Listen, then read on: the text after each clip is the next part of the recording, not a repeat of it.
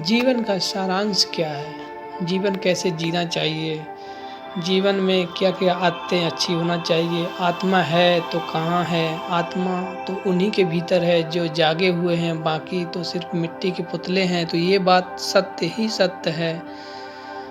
तो बुद्ध की कहानी की तरफ चलते हैं। भगवान बुद्ध के पास एक व्यक्ति आया। उसने कहा कि मुझे कुछ शिक्षा दें, मैं संसार की सेवा करना चाहता हूँ। बुद्ध उदास हो गए। वह आदमी कहने लगा, आप उदास क्यों हो गए हैं? बुद्ध ने कहा कि उदास इसलिए हो गया हूँ क्योंकि तुम अभी हो ही नहीं। संसार की सेवा कौन करेगा और तुम सेवा के नाम से दूसरों को सताने लगोगे। तुम कृपा करो, तुम पहले अपनी सेवा कर लो, पहले तुम हो तो जाओ। गुरुजी पश्चिम का एक बहुत बड़ा रहस्यमय संत इस सदी का कहता था कि आत्मा सभी के भीतर नहीं है। उसकी बात में थोड़ी सच्चाई है, क्योंकि आत्मा तो उन्हीं के भीतर है जो जागे हुए हैं। बाकी तो सिर्फ मिट्टी के पुतले हैं, बाकी तो सब पदार्थ हैं। उनके भीतर अभी आत्मा का कोई आविर्भाव नहीं हुआ है। उसकी बात में सच्चाई है, क्योंकि आत्मवान होने का एक ही अर्थ होता है कि तुम अपने मालिक हुए। अब तो जो चाहो वही होगा। तुम हवा में कांपते हुए पत्ते नहीं हिला सकते। झोंका आएगा तब कांपोगे, और झोंका नहीं आएगा तो लाख चाहो तुम कंप सकोगे।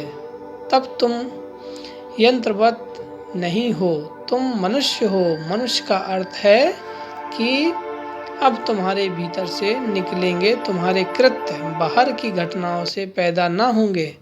परिस्थितियां अब तुम मूल्यवान हो तभी तो तुम आत्मवान हो जाओगे, अन्यथा आत्मा है यह केवल सिद्धांत है। कभी कभी किसी व्यक्ति में आत्मा होती है। तुमसे आत्मा ऐसे ही है जैसे बीज में वृक्ष हुआ ना हुआ बराबर है। हो सकता है लेकिन है नहीं, और हो सकता है और होने में बड़ा फर्क है। वह केवल संभावना है बीज की कि अगर ठीक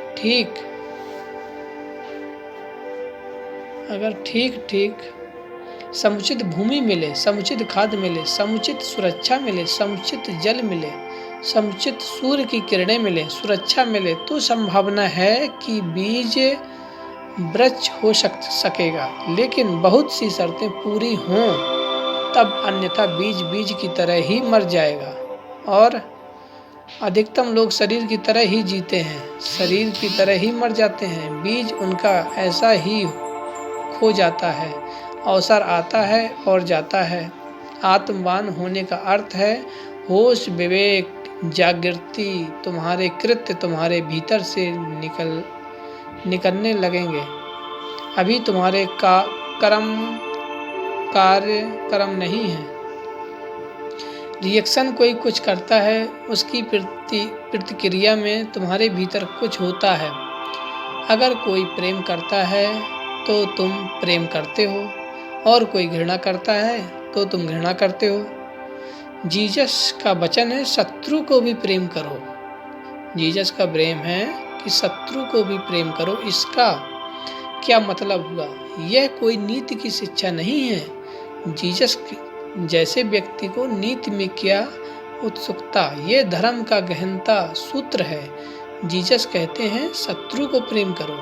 वे यह कह रहे हैं मित्र को तो प्रेम करना प्रतिक्रिया है, वह तो सभी मरते हैं। शत्रु को घृणा करना भी प्रतिक्रिया है, वह तो